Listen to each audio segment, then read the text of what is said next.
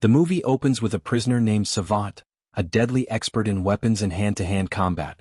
He's suddenly called out for a mission and brought before Amanda Waller, the no-nonsense director of the Suicide Squad, also known as Task Force X.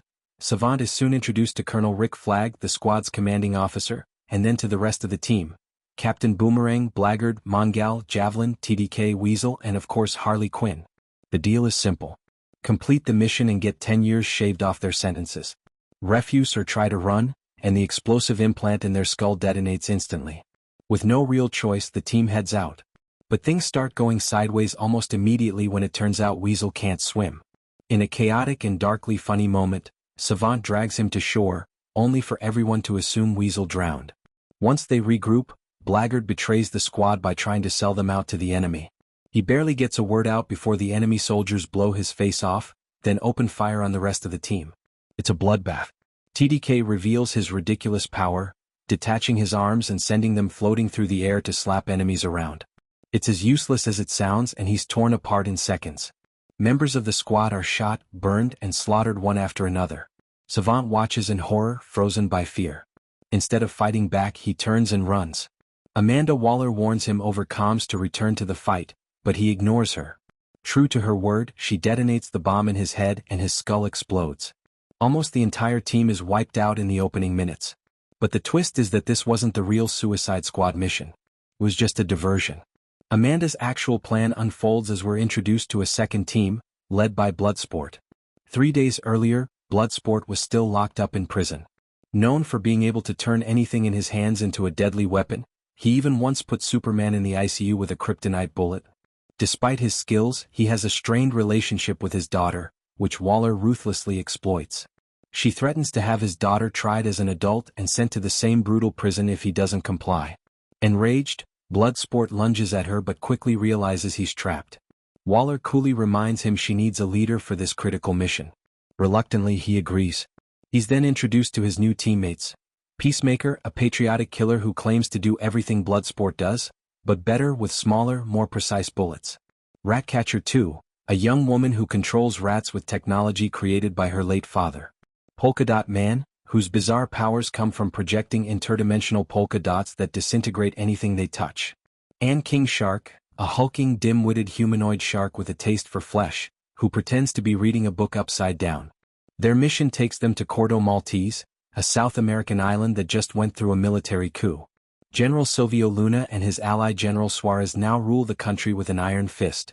Luna is openly anti-American, but that isn't Waller's concern. The real objective is to destroy Project Starfish, hidden inside a secret research facility called Jotunheim. This project is extraterrestrial in origin and overseen by a twisted scientist known as the Thinker, who frequents a seedy club in the city. Meanwhile, on the other side of the island, Harley Quinn survives the disastrous ambush and ends up with Javelin's spear as he dies in her arms. Not long after, she's captured by enemy soldiers. Rick Flag also survives and is taken prisoner while trying to escape. Back in the jungle, Bloodsport's team sets up camp for the night. As everyone sleeps, Bloodsport is disturbed by strange noises coming from Polka Dot Man, whose skin glows with festering energy. To relieve the condition, he painfully expels glowing polka dots from his body, a grotesque necessity caused by a virus his scientist mother infected him with during her failed experiments to create superheroes. Tension rises when King Shark tries to eat Ratcatcher in her sleep, only to be stopped by Bloodsport's gunfire. Enraged, Ratcatcher summons a swarm of rats to attack him. The team calms down and Bloodsport reluctantly admits he has a phobia of rats, a revelation Peacemaker mocks. The next morning, Waller contacts the squad, ordering them to rescue Rick Flag from a nearby village before moving on to the city.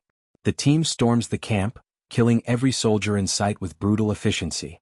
They massacre everyone without hesitation, only to discover too late that Flag wasn't a prisoner.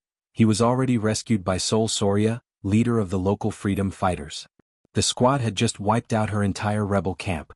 Furious but pragmatic, Sol agrees to cooperate since her goal is overthrowing the generals who murdered her family. At the same time, the Thinker is shown explaining Project Starfish to the ruling generals. The project is a massive alien starfish captured decades earlier by astronauts. It can release smaller starfish-like spores that attach to human faces, enslaving victims into a collective hive mind while it feeds on their consciousness. General Suarez fantasizes about unleashing the creature on America, but Luna has broader plans to use it as leverage against the entire world. Meanwhile, Harley is brought before Luna himself. She's cleaned up, dressed in finery, and charmed by Luna's eccentric obsession with her violent past. The two quickly fall into a whirlwind romance, but when Luna reveals his plan to unleash the alien on children of his enemies as a show of power, Harley abruptly kills him with a hidden gun. She explains that she promised herself she'd never ignore red flags in a relationship again, and considers this one a big one. She's arrested and tortured by Suarez's forces. With Luna dead, Suarez seizes the presidency. Back with the squad, as they head toward the city, Polka Dot Man once again struggles with his condition. He finally opens up about his backstory. His mother, a Star Labs scientist, experimented on him and his siblings to create superheroes.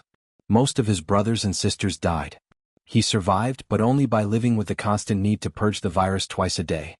He explains that he sees his mother's face everywhere, a disturbing psychological scar that fuels his hatred. The squad reaches the club where the Thinker hangs out. While drinking and partying to blend in, Ratcatcher questions Bloodsport about his fear of rats. He turns the question back on her, accusing her of clinging to rats because of unresolved daddy issues. She becomes emotional and reveals her father, Ratcatcher 1, was a brilliant but troubled man.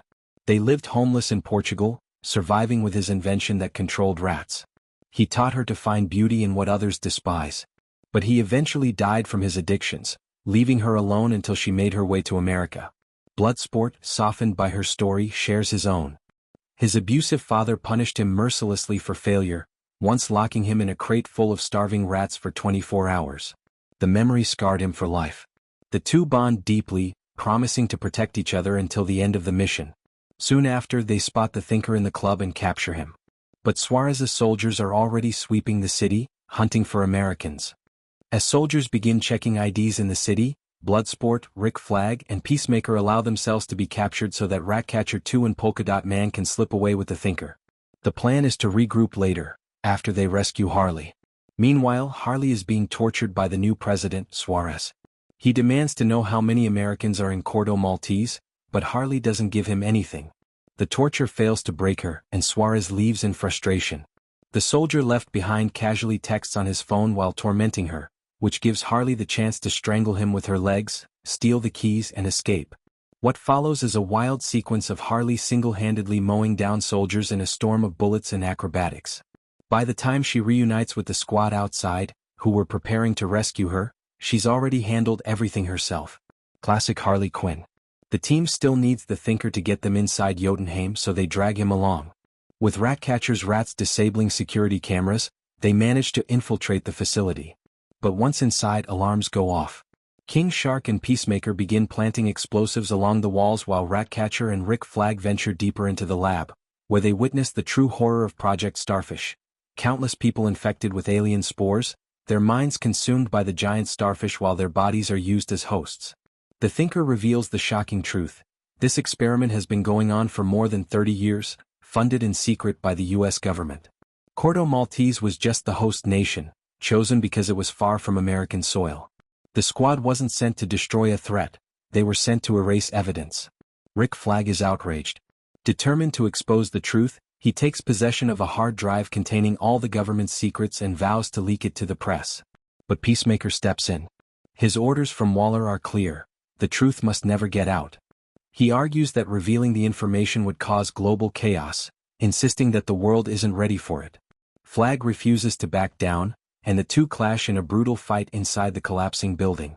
Peacemaker ultimately gains the upper hand, stabbing Rick Flag through the heart. Flag dies, murmuring, "Peacemaker, what a joke." Ratcatcher awakens amidst the chaos and grabs the hard drive. Peacemaker corners her and, instead of simply destroying the drive, decides to kill her. The film then flashes back 8 minutes earlier.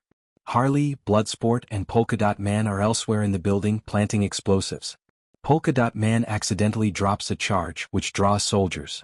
They hide under a desk until Polka Dot Man unleashes his glowing dots, causing a huge explosion that brings the structure crashing down. In another section, King Shark marvels at glowing creatures in an aquarium, until the collapse shatters the tank, releasing them. They turn on him in a frenzy, biting at his flesh, but he survives and drops into a lower level surrounded by enemy soldiers. He tears through them effortlessly. Bloodsport survives the building's destruction and stumbles straight into the showdown between Peacemaker and Ratcatcher. The two men draw their guns at the same time and fire. In a tense standoff, Bloodsport's bullet slips cleanly through Peacemaker's larger round and pierces his throat. How? Peacemaker gasps. Bloodsport answers coolly, smaller bullets. Ratcatcher, safe now, hands Bloodsport the hard drive.